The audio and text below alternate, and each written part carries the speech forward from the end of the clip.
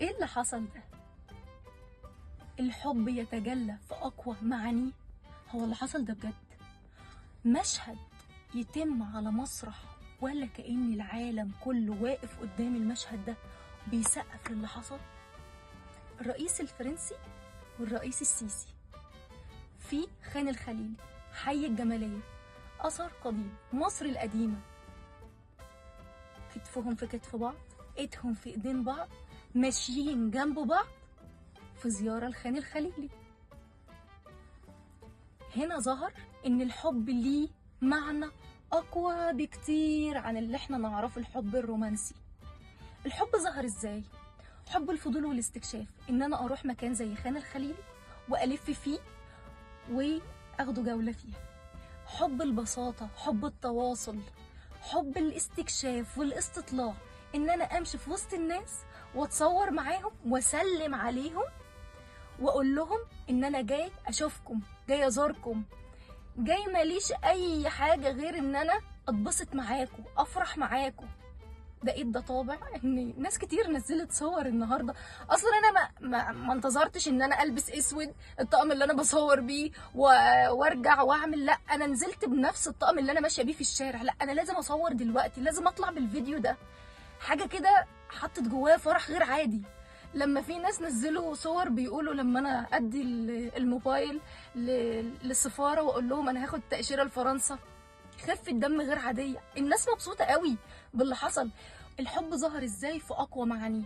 اولا حب الفضول والاستكشاف، ان الرئيس السيسي ياخد ماكرون لخان الخليل ويلففه ويزوروا مكان زي ده اثري قديم عريق، يبقى ده فضول واستكشاف.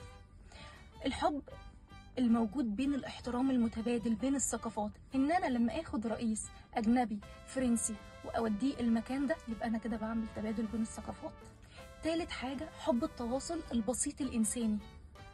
الموقف بتاع الزيارة ده عدى كل معايير الإنسانية، إن أنا أمشي في وسط ناس اللي هم اللي بيبيعوا في المحلات وأسلم عليهم وأتصور معاهم. إيه نوع الحب العظيم ده؟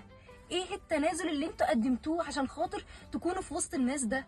حب بناء جسور من التفاهم المتبادل، إن فرنسا ومصر عايزين يعملوا جسور قوية من التفاهم، من تبادل الثقافات. يبقى أنا كده هخلي جسر الحب بتاعي قوي، مستحيل حد يقدر يتعدى عليه. والجسر اللي تم بناؤه بينهم ده ليه رسالة رمزية.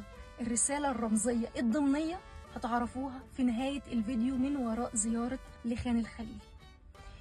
وظهرت برضو من خلال الزيارة دي حاجات تانية مهمة في شخصيتنا، في شخصية القائد. أولا الحفاوة، التكريم، الضيافة، الاستقبال، الفخامة. أي حد بيحب حد في الدنيا هيقول له تعالى هاخدك مشوار. هو فاجئه، ده بيدل إن هو بيحب الناس، بيعبر عن حبه للشخص. حتى إحنا لما بنحب ناس في حياتنا بنقول لهم تعالى إحنا هنروح مشوار، أنا مش عارف، وأبسط مكان هنروحه خان الخليل عشان خاطر المكان ده بيكون فيه أمن وأمان وحب كده غير عادي واستقرار. فهو بيقول له على فكرة أنا اتولدت وعشت هنا في حي الجمالية. ده بيدل على إيه؟ الهوية المصرية القوية العزيمة، بيدل إن هو فخور وعنده ثقة بنفس غير عادية. وصوله إن هو يتكلم بكل بساطة مع الرئيس الفرنسي كده، إيه الحب العظيم ده؟ إيه الحب اللي إحنا عايشين فيه ومش حاسين بيه غير من خلال الزيارة دي؟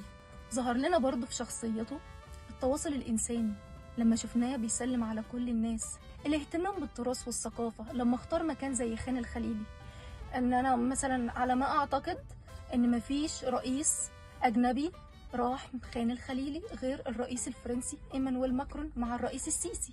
وانا بشوف التصرف ده فيه ثقة بالنفس غير عادية. مفيش حد يدي الحب ده غير لما يكون عنده ثقة بالنفس، غير لما يكون عنده نعمة وحكمة واخدها من عند ربنا.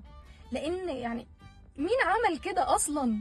وغير كده مش هيكتفي بس الرئيس السيسي ان هو فسحه في خان الخليل وعمل له المفاجأة دي، لا ده هيكون النهارده في محطات المترو عشان يشوف الشعب المصري العظيم.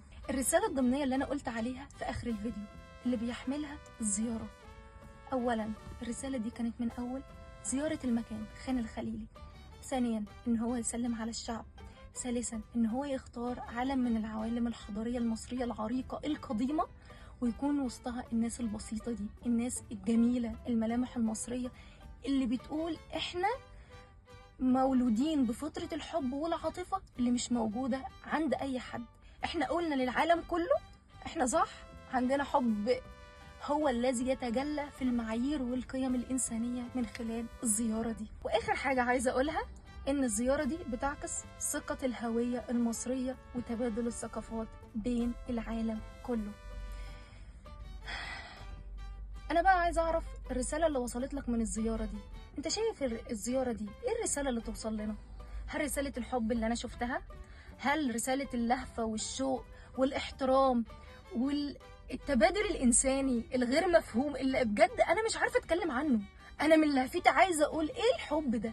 إيه ده؟ عايزة أعرف بجد رأيكم في الكومنتات. إيه الرسالة اللي وصلت لكم من الزيارة دي؟